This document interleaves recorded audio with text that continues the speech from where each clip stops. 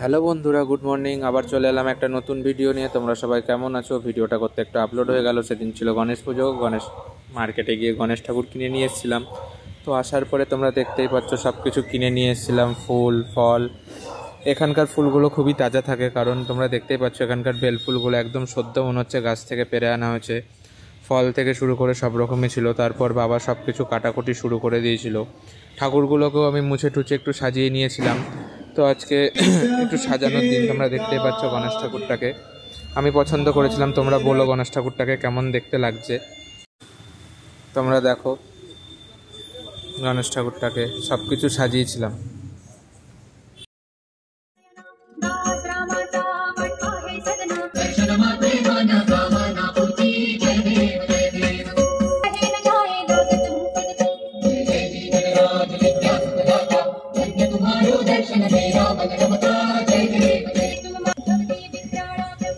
এখানে ধুনোগুলো দেখতেই পাচ্ছ প্যাকেটে পাওয়া যায়। আমাদের কলকাতায় যেমন গোটা ধুনো পাওয়া যায়, এখানে গোটা ধুনো পাওয়া যায় না। এখানে সব প্যাকেট সিস্টেম, প্যাকেটের মধ্যে পাউডার করা থাকে।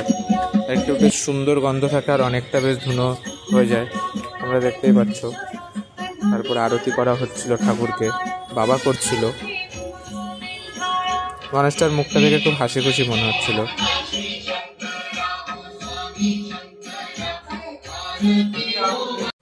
রাত্রিবেলা কিছুটা এরকম ভিউ দেখাচ্ছিল। চলো বন্ধুরা, টাটা, আবার দেখা হবে নেক্সট ভিডিওতে।